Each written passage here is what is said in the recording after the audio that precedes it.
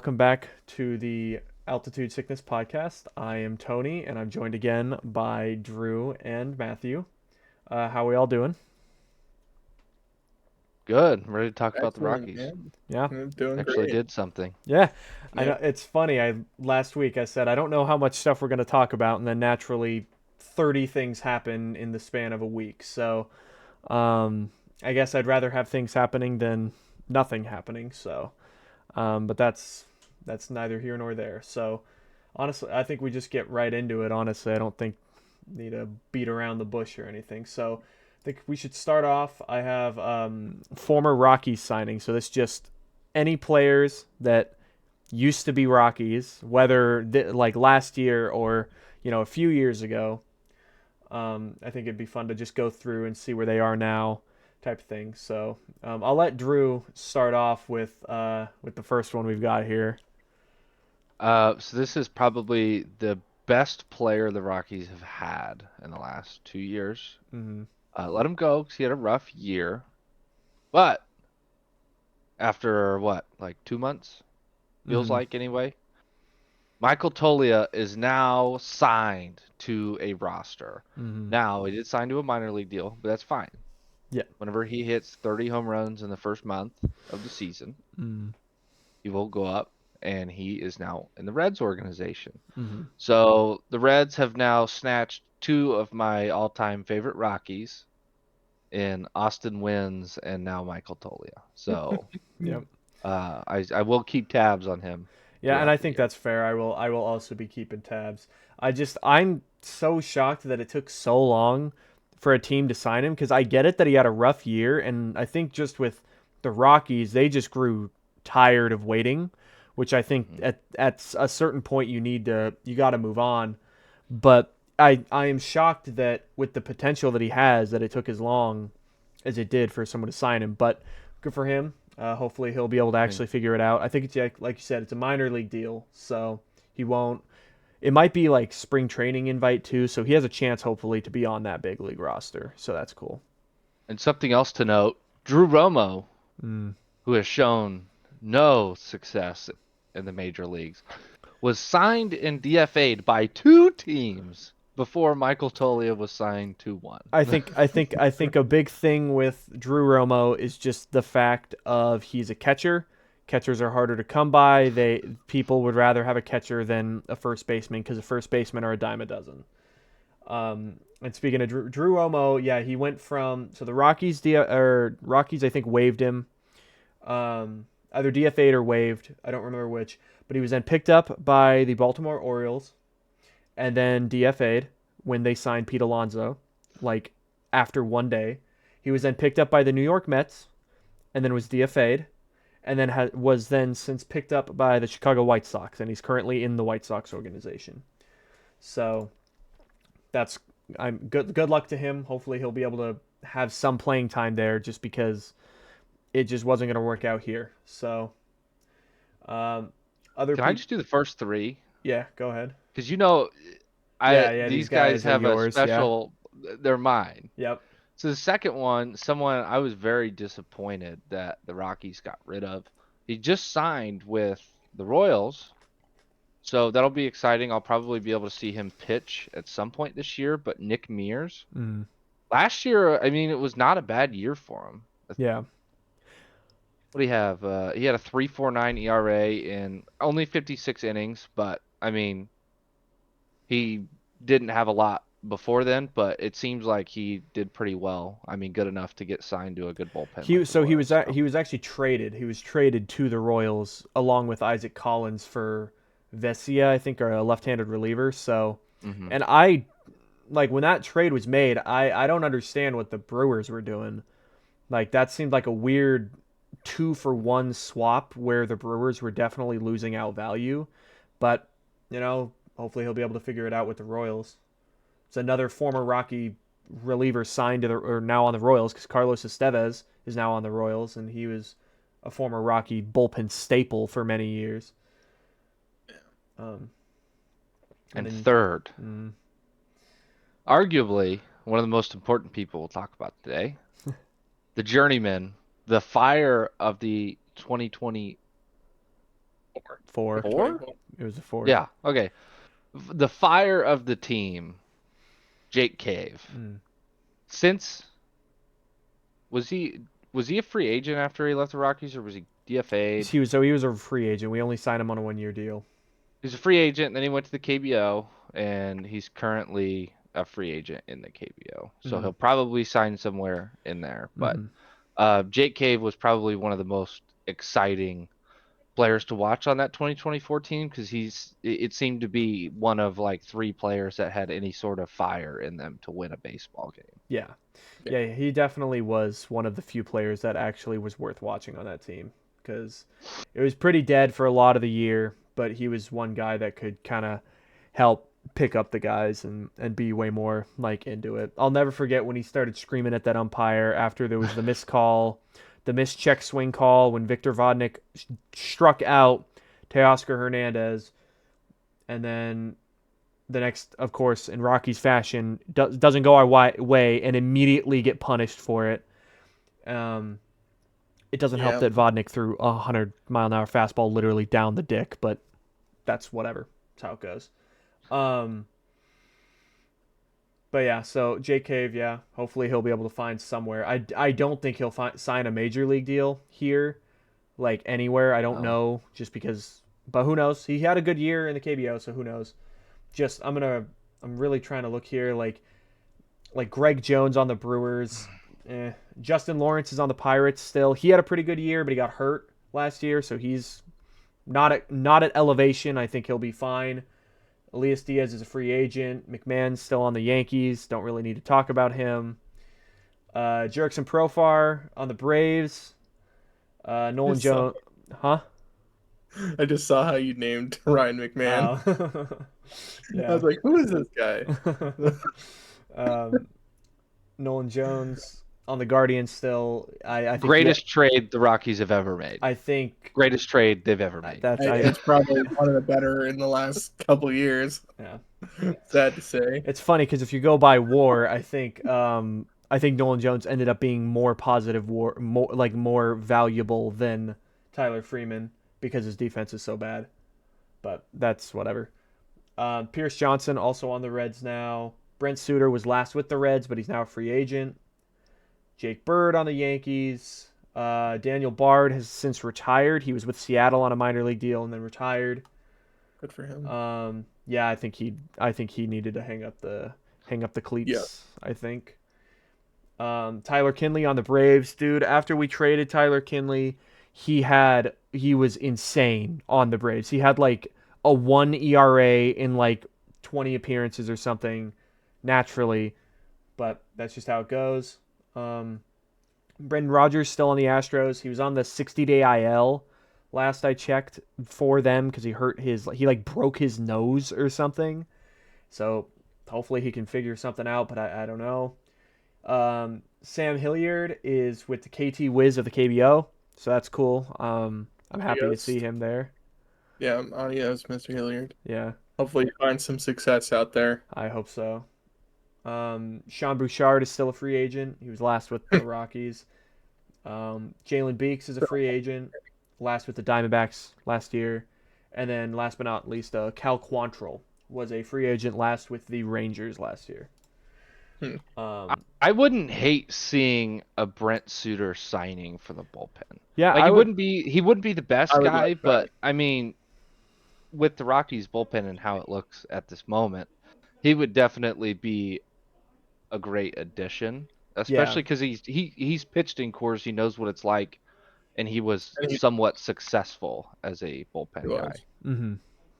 And I think he's a pretty good locker room guy too. So Yeah, I think he's just got like he's an older player, so he's got a lot of that older player wisdom that a lot of managers just like to have. I think that's just helpful to have. yeah, I'd be pretty happy with him. Yeah.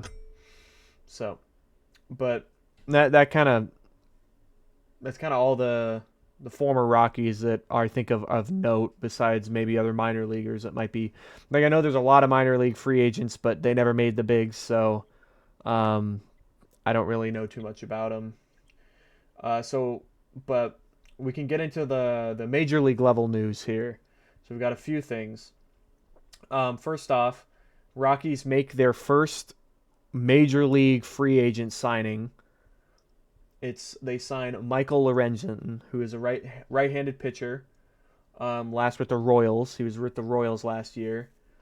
It's a 1 year, $8 million deal with a club option in 2027 for $9 million. I think I saw somewhere that this is the largest pitching contract the Rockies have given out since 2015 in terms of a free agent. Because all the other free agent pitchers that we've signed since have been the Dakota Hudsons, the Chad Cools, the Jose Ureñas, like these guys that are the bargain bin mop up dudes that just are not going to succeed at Coors, and so hopefully shelling out a little more money for a guy that can be a little more stable than those other guys. And so last year he went 7-11 with a 4.64 ERA with a 1.327 WHIP. He's about as average. He was a pretty average pitcher last year, I think. He had a 4.59 FIP, which is just field independent pitching. So that's I'm pretty like, as far as I'm aware, having your ERA and FIP kind of near each other means that that's about as stable as you can be. You're not really getting unlucky with stuff. And he had 141 and 2/3 innings pitched, which would have been the second most on the Rockies starting rotation last year, only behind Freeland. And so that's, I think, a big reason why they signed him, is they need someone to just eat innings. He's not known too much as an innings eater in the past. I think he's dealt with some injuries and he's been a reliever, but they just needed something, and I think that this is a pretty good signing. Other things of note are simply he allowed 25 home runs last year, which is the most he ever allowed in a season. And if he allows that many home runs, like that, unfortunately that's just gonna happen. I don't know if he's really known as a fly ball pitcher, but that's just how it goes. He had a 3.26 walk per or strikeouts per walk, which was the same number as Freeland. And so from that you can tell he's not a huge strikeout guy. He's a contact pitcher.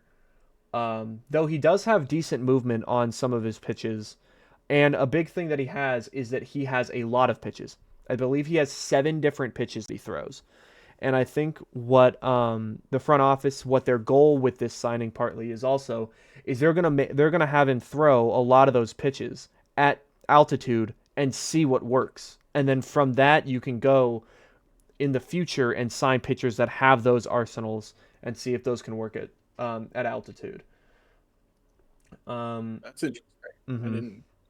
That's really interesting. So I think that's like an underrated part of his signing, is that he throws so many pitches. You can see what they do at altitude over an extended period of time throughout the season, and so hopefully that'll work. And if all things go well, he could be a trade candidate later in the season if he plays well. And if not, I think you're gonna be happy with him just being a productive starter in that. In a rotation that so badly will need that, because I foresee similar thing, maybe not the same level of production as last year or lack thereof, but it's still going to be quite a big struggle this year. Yeah, I mean, at least Tony and I live in Kansas, so we have to hear Royals fans all the time.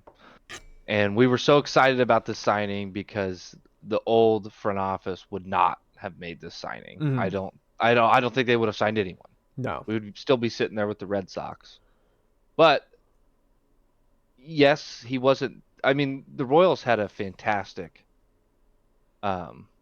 starting rotation last year. Mm-hmm. And the fact that we get a guy who had a 4.64 ERA, which was probably a down year for him, that's going to be, I think he's probably going to be the best starter this season. On paper, going into this season, he should be, again, like on paper with track record and everything, he will be the best starter on the team. I think he has a career 4 ERA. I mean, everyone else in our rotation probably easily has above that. And so Yeah, the stat that sticks out to me the most is that he only walked 39 batters. Yeah. Rockies starting pitchers, honestly, all of the Rockies pitchers just give up bases and give up bases, especially with no outs, and they just already start themselves behind the eight ball. Hmm. So Hmm. if we get a starter in here, I don't like if he doesn't strike a lot of people out, whatever, I don't care. But it's Yeah. giving up free bases that really hurts, especially when you're a team that struggles to win baseball games. Hmm. Like we'll be up 2 runs in the eighth inning, and in the eighth inning it starts out with a walk, Yeah. and then we know the floodgates are open and it's over, Hmm. And right? So only walking 39 batters is super exciting because we just want some guy. I just want him to throw strikes mhm. because we saw Dollander struggle with that last year, which was his first year as a starter. That's fine, but you can tell whenever they're not confident pitching, that's when things go south really quick for the Mhm. Rockies. I think a big thing when it comes to Rockies pitchers when they walk too many people, or well, yeah, when they walk too many people, a big thing comes with the Rockies have never, or at least recently, have an inability to strike out people. So if you have a high walk rate, you need to have a high strikeout rate as well. And the Rockies recently have had a high walk rate with a low strikeout rate. So if you're going to have a low strikeout rate, you also need to have a low walk rate, which luckily that's what they get with Michael Lorenzen. And so so one of the only negative, I guess you could see as a negative thing with him being signed with in conjunction with another move that we'll talk about in a little bit is that now that will require a 40-man spot to be cleared. Now, whether that be a DFA, whether that be a release, whether that be a trade, which the front office has talked about how they are willing to trade from this plethora of outfielders that we have, and we have yet to see anything. We've only seen them actually get another one. So that's kind of interesting, and I expect there to be moves soon, especially because as of the recording of this, Michael Lorenzen is not on the 40 man as of yet, but our 40 man is full. So there will need to be a corresponding move in order to sign him. And so because of that, they're going to need to make a move soon, whether that be a trade, which I'm thinking big candidates for trades. Probably, if I'm naming one, I think it's got to be Moniak. I think Moniak or Doyle are probably the two biggest trade candidates, unless you move the minor league guys, which I just do not. I say minor league guys, but the guys that don't have a lot of experience. So I'm talking Zach Veen or Yankiel Fernandez, which I don't see them having enough value for someone to want to come and trade for. And so the biggest value guys, at least offensively, last year was Moniak. Defensively was Doyle. And then all around, I mean, I suppose you could say was Jordan Beck. But I do not foresee, and wearing Jordan Beck's jersey, I am hoping that they do not trade at least Jordan Beck because I don't think that they've seen fully what he's capable of doing. And I think that would be a very rash and like fast decision to give up on him. Whereas with Moniak, it's like you signed him to a 1 year deal last year. You signed him. You weren't really expecting much. It was a buy low. So why not now sell high? I suppose that's my argument for it is why don't you sell high on Moniak? I get it that his defense is not great, but that's why you've got the DH spot. You put him in there. And he may be able to succeed better in an outfield that is not the hardest outfield to play in baseball as well. Like he was kind of put into a very tough situation when it came to that. So maybe that can lead to some other move being more likely or plausible for Moniak. Yeah, I don't think they're gonna get rid of Jordan Beck. I mean, he had a huge step up, I think, this past season. Like he hit almost 260, which Mm-hmm. for a Rockies hitter, we're gonna take that every day of the week. Yeah. And he's still young, and I liked the hot flashes that he had last year because it shows the kind of hitter he can be, Like the potential he's but got. Yeah. also making great outfield plays last year. I Mm-hmm. remember watching some games where I was like, I forgot that was Jordan Beck out there. Mm. So I think they're going to keep him. I think Veen would probably be more likely, but still not very likely just because the outfield is so filled up. As much as I would love to keep Moniak around because he honestly was the only one that made the second half of the season entertaining, Mm-hmm. I think if the Rockies are looking long term, there's no point in keeping him.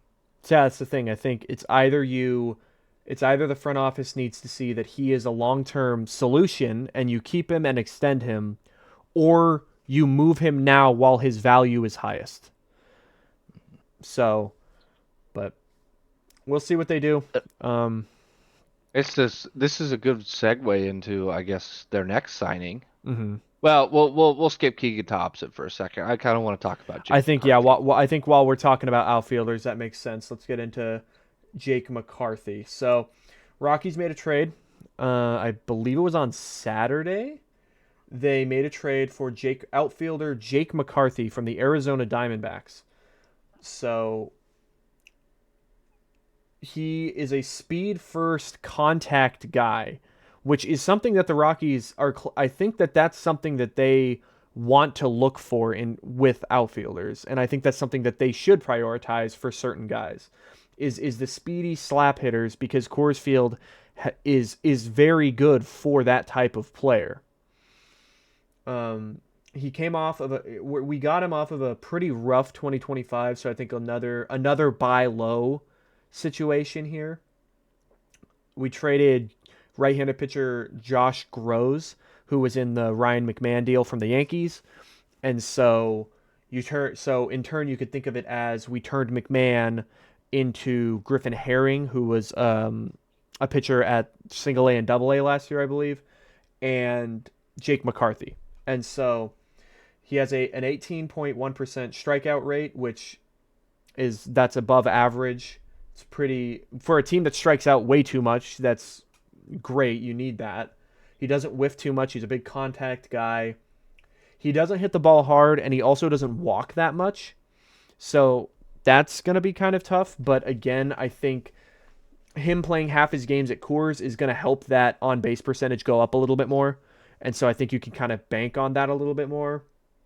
He's about an average outfielder, but he can play all three outfield spots, and he's fast. So I think that that's where he gets a lot of his value as a fielder from his speed. I think he just does not have the strongest arm.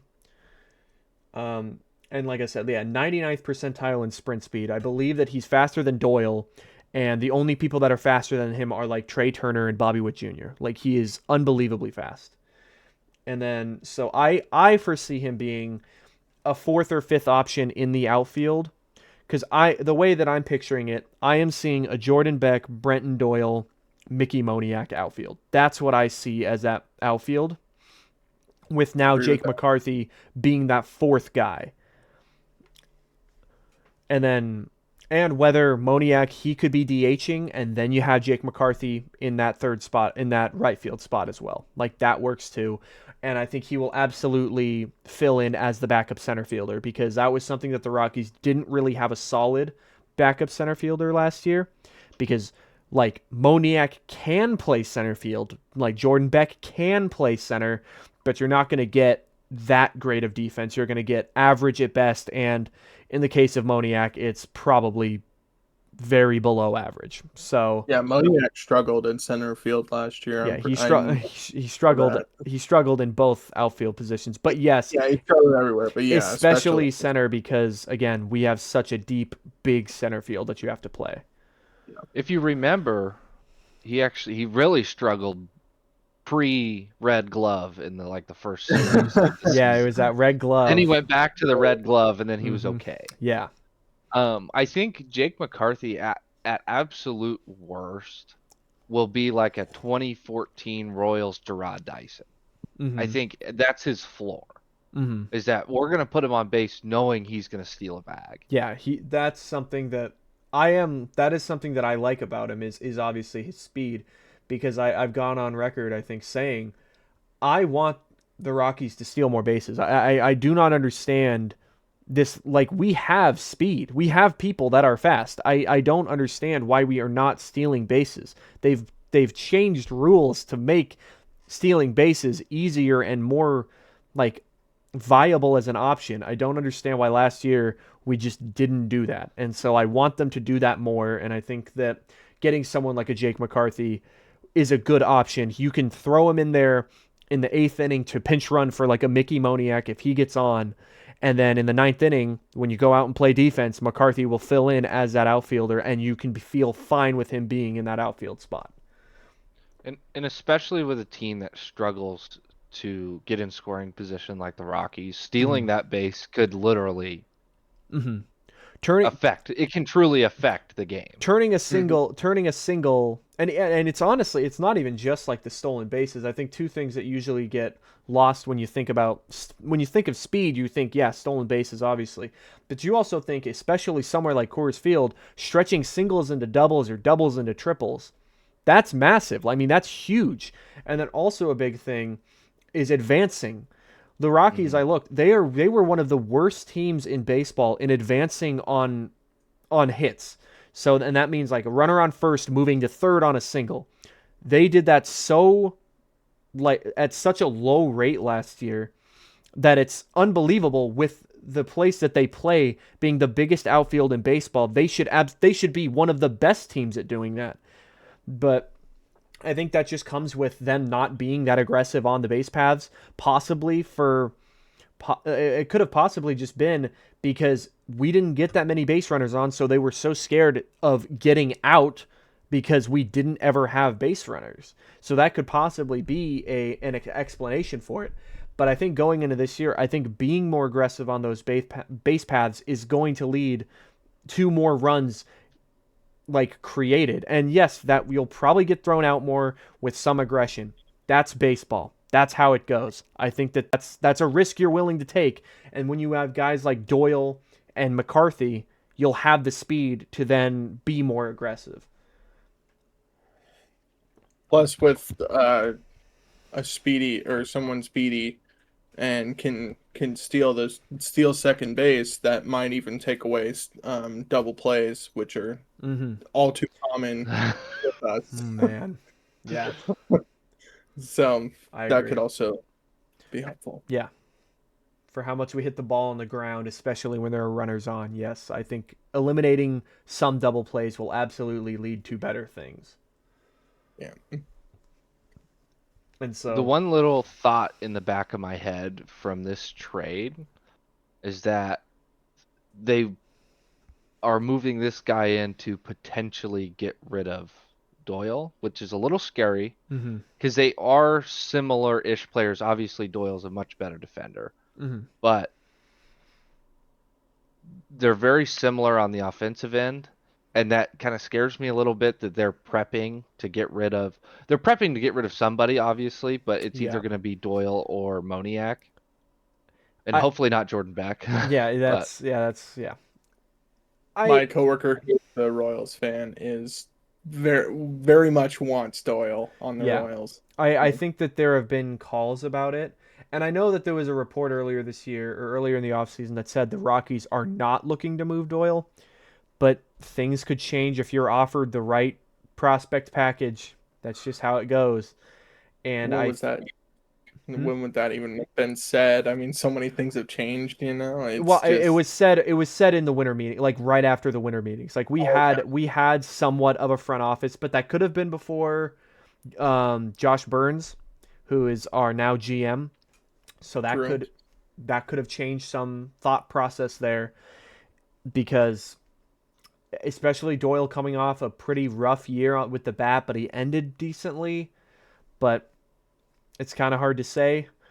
I mean, most teams are just going to use him as a defense first guy, and any offense you get will be a plus.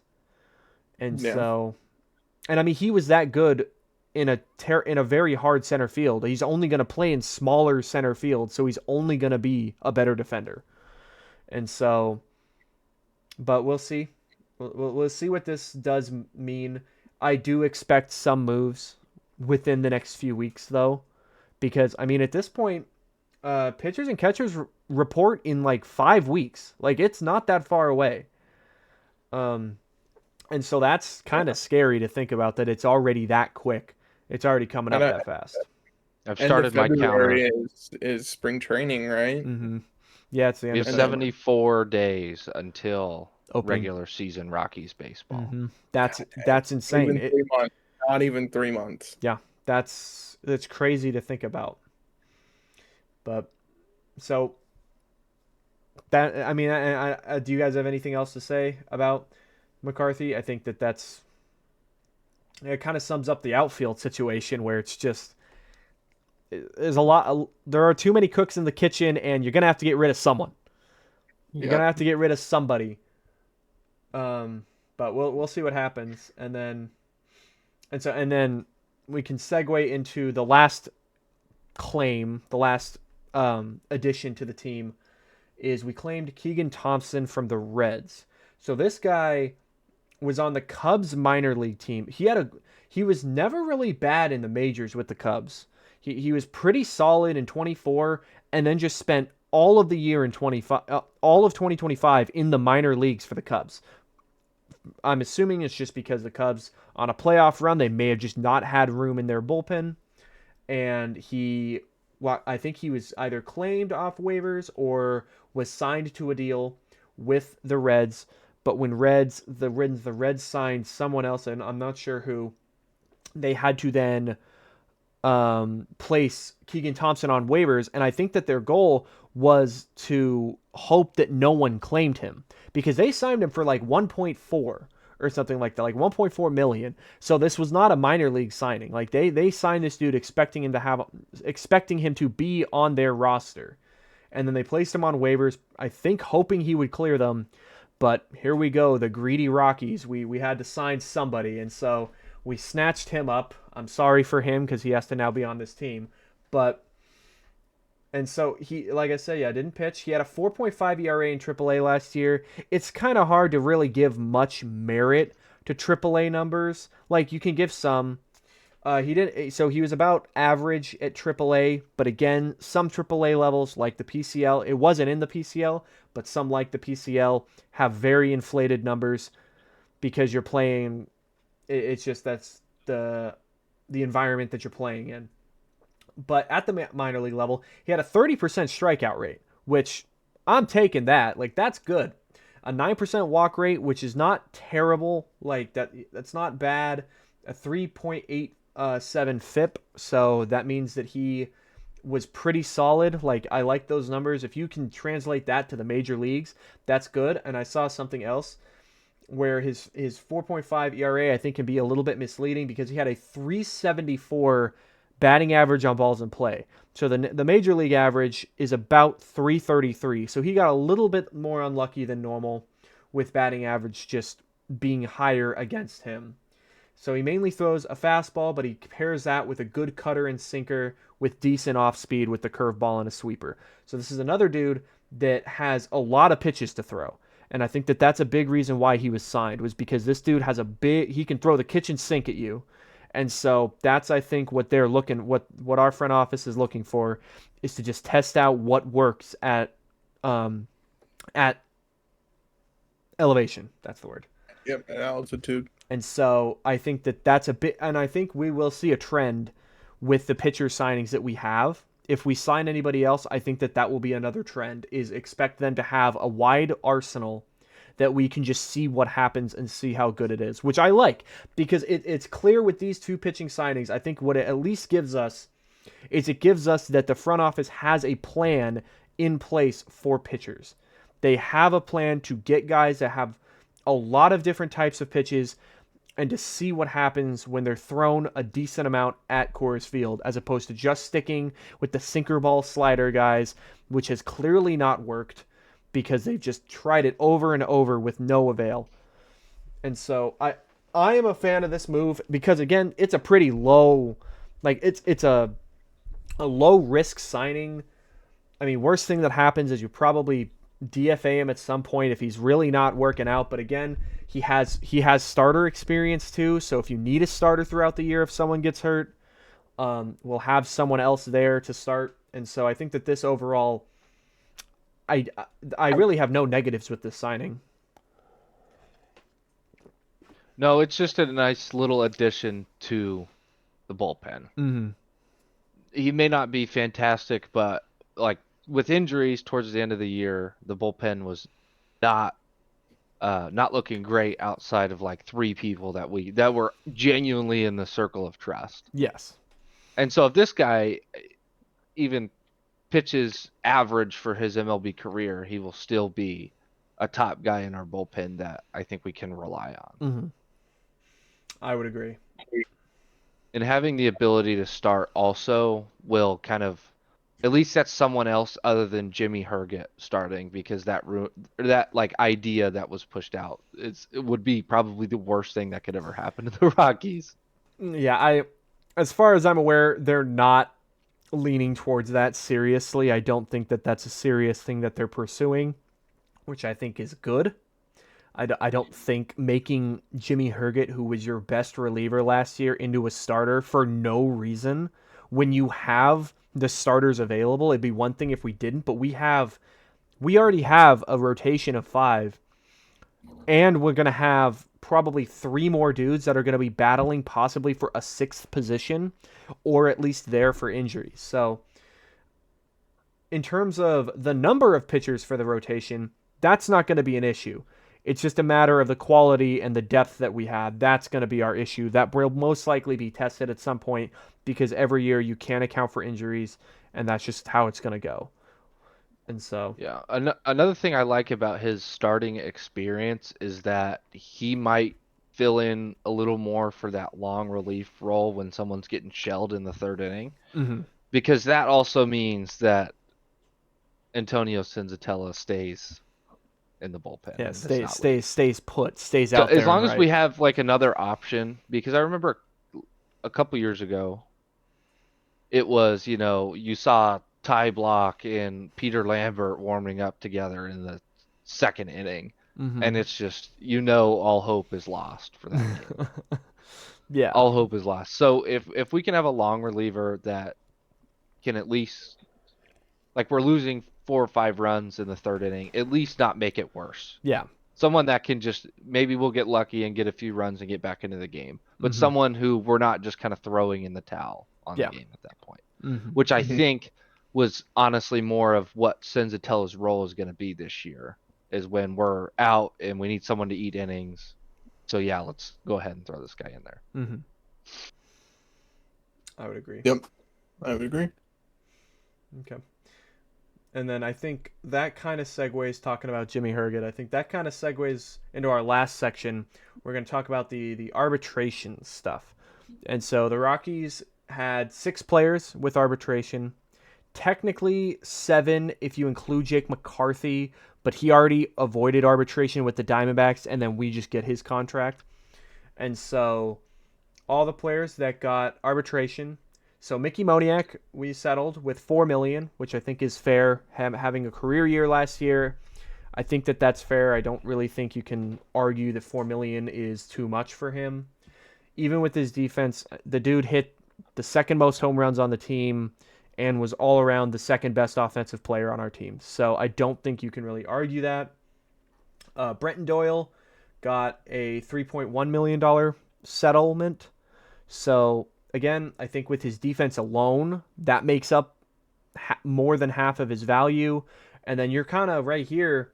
I mean, there's a chance that we are banking on a bounce back to a point of if he plays well enough, we could see him sadly being gone by July. Because that's just, I mean, that's a reality with this team. And I think with this new front office, I think they're going to be a lot more willing to part ways with players that they did not see grow up. We won't have the loyalty of previous years' ownerships where these guys are their homegrown guys that they don't want to see leave. I could very much see quite a few guys getting traded if they have value this year. And Doyle especially, I think, is probably top of that list. Next up, Ryan Feltner, 2.45, coming off an injury-riddled year. I think he's another dude that's just kind of primed for a bounce back. I mean, if he can come back and be his 2024 self, where he settled in as probably at that point, because Dollander wasn't there yet, he was probably at the end of the season the Rockies' best pitcher, best starter. And I always looked forward to his starts. I am a Ryan Feltner fan. I think he has very good electric stuff, and so I would like to see him have a pretty good year this year, and wishing for good health throughout the year. Um, Yeah, Jimmy, oh if Feltner stays healthy, we see what he can do. Like even going back to the 2023 season, whenever he got hit in the head oh with the yeah, ball coming back at him. Before then, he was fantastic. yeah.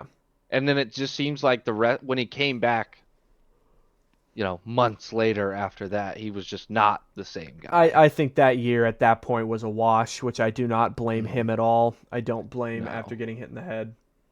No, I'm glad he Yeah, just came back at all. I wouldn't have even expected him to come back. Yeah, yeah. Like if he stays Yeah. healthy, he's gonna be a super valuable piece. But it just seems like he'll do great, he'll get hurt, and then he doesn't seem to ever recover for the rest of the season yeah, to the level he was playing at. yeah. I think he will slot in. I think he'll slot in at the 4 position in our, especially now with Lorenzen. I'm expecting Freeland is number 1. I think either Lorenzen or Dollander will be 2 and 3, whichever way that goes. And then I foresee Feltner at 4, and then a mix of either Tanner Gordon, McCade Brown, possibly Carson Palmquist, or Antonio Senzatella if things get real dire. Um, being at number 5. I just do not foresee Feltner being any higher than that just because of his injury. I don't think you could put him any higher than that. But this is the steal of the arbitration process was Jimmy Herget. After last year, somehow talking him into getting only 1.55, I props to the front office. I don't know how they settled with that. I was going into this, I was expecting him to be the most expensive guy that we'd have to settle for. And I think part of that probably is just because the Rockies probably argued you don't have a track record of this type of success. This was so far a 1-year thing. And so and they may have just agreed and maybe they just didn't want to go to the arbitration process, which that's always been a thing. I think the history of the Rockies has been they've been pretty good at not going to the arbitration hearings. They like to settle. They're not big on getting any hostility with their players. Ignore the whole Nolan Arenado thing, but that technically wasn't arbitration stuff. Um, but yeah, I think that's an absolute steal. 1.55 for Jimmy Herget is an absolute steal. And even if which I am expecting some regression this year, I'm not expecting him to be as dominant and good as he was last year. But even if he comes in with a mid 3 or even a high 3 ERA, that's a solid reliever season for a Rockies team that is most likely going to lose 100 games again. And so I like that Jimmy Herget number for sure. Tyler Freeman's next with 1.525. This is the same number that Jake McCarthy got, I believe. And so if you think about it like that, I think they both do things differently, but they both, I think, will be about the same worth. The only thing is that Tyler Freeman has a little bit more positional flexibility because he can play in the infield. But Jake McCarthy is a lot faster. He plays better defense than him. But they're both contact first, low strikeout guys that don't really hit the ball that hard. But I foresee them both not necessarily being a platoon, but being used in similar ways throughout the season. And so I think 1.525 is totally fine for that. And then last but not least, it's Brennan Bernardino, who we traded Braden Ward to the Red Sox for. This guy is going to be a reliever.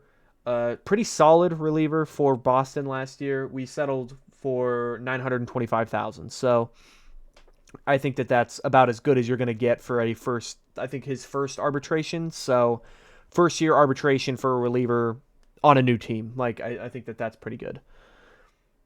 And so I would say that He doesn't have a lot of innings in the big leagues. He's only got 155 through 4 seasons. Mm-hmm. But his highest ERA season is a 4.06, which I think we will all gladly take.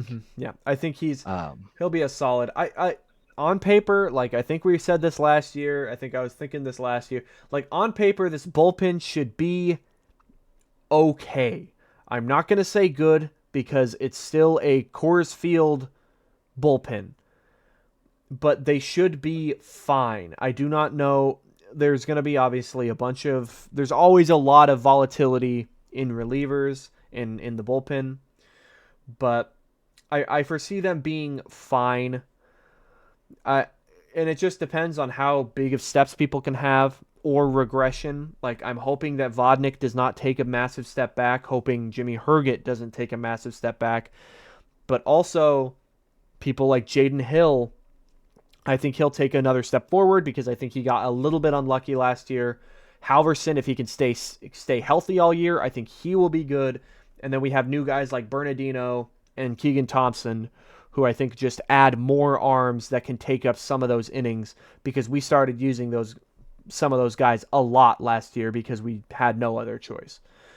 And so I foresee yeah, that being that's a good point. That's why I like the Lorenzen signing so much, is because I think that's gonna help not burn out the entire bullpen by May. And so hopefully with our pitchers going into games and pitching, hopefully at least 5 innings, which is really sad to say, but honestly that's kind of the line where I'm like, yeah, if they get 5 innings in, good outing, whatever.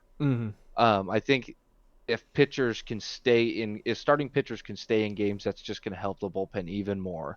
So we're not having to see Vodnik pitch an inning every single night for like a month straight. exactly. Yeah. But I'm not upset about any of the signings we just talked about. I think the value matches, and honestly, I think we got a steal really with all of them, Moniak and just because it's only $4 million, so it's not a lot. But who knows what kind of production he's going to have this year after the back half of last year and how good that was. But Feltner at 2.45 is a steal, in my opinion. Jimmy Herget's obviously a steal, and I think Tyler Freeman is also a steal, considering him and Moniak were the only people that could touch the baseball on a consistent basis at the end of last year. So, yeah. Yeah, I would say overall good arbitration process. But again, like I said, the Rockies usually don't have too hard of an arbitration process. And in all fairness, a lot of these guys, if you go by like traditional metrics, they don't have much of an argument other than Jimmy Herget. So, but other than that, I mean, I think that's covered everything that I had. Just all the signings. Like I said, it's funny that I said last week I don't expect much to be happening, and then all of a sudden, like 20 things happened in the span of a week, and I'm only going to expect more roster stuff going on. And so that'll be stuff we'll talk about next week. But do you guys have anything else to say? nope. I just have one thing. ESPN have their pretty early win projections for 2026. Okay. Progress report. There's nothing to go but up, right? Oh. At least this time, there has been meaningful change in the stagnant insular Rockies operation. It'll take a while for Paul DePodesta and Josh Burns to untangle this mess, and the outlook for the season is grim. But Rockies fans, as ever, will turn out anyway, and there now looks like more of a chance that their loyalty will eventually be rewarded. Win average, 48.7. Over. Taking the over. Yeah, I mean, what did we end with? What did we end with last year? 41? 43. We were 43 and 119. Oh man, that's so bad. Over. Well, do we expect I actually this did want to. team... I'll wait. We'll wait till the FanDuel lines come out. Yeah, we'll wait till we'll get talk closer to about the it more. seasons.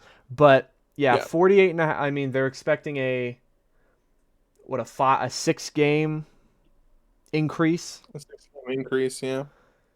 5, 6. 5 or 6. I mean, and to be fair, like they change every week, every day. Exactly, and that's fair. It changes every week, so it's just I'm curious to see what FanDuel comes out with. I think it just really also is a matter of being healthy. Last year, the Rockies were so riddled with injuries. I mean, Tovar hurt for over half the year. Half the bullpen was just gone. and then the lack of production that they got from their starting rotation, which also had a bunch of injuries. I think if the Rockies can stay at least a little bit more healthy, they're going to easily, I think, win that many games this year. Easily in quotations, I'm not saying they're still going to be most likely terrible. Like, I'm fully expecting another 100 loss season from this team. They just do not Yeah. have the talent to do otherwise right now. And so, but that's not, we're not going into this season expecting much else. This is a fully transitional year with this new front office. This is truly a tryout season for a majority of the players. I think every single player can have a chance to be moved, and I'm talking even Goodman, even Tovar, because I think that this front office does not have loyalty to these players, because that's what the next few years are going to be about. Are about getting players that they want to see, the people that they trade for, that they draft, and they develop. And so, I think as a Rockies fan who loves all these players, it does kind of suck, but there has to be a change, and I think that is a good way forward. I think for the betterment of the franchise, unfortunately, there will have to be some guy, and I mean that's the nature of sports, is especially in baseball. It's brutal in this sport. It's brutal. If you do not produce, you will not play. And I think that no bullcrap attitude that hopefully the front office will have now, that will in the long run help this team become better, because God knows we need this team to be better. Yep. And so, but other than that, I've All right. got nothing else. Do you guys have That was anything all I else? had. Okay. All right. Well, as always, go Rockies, and we'll see you guys next time.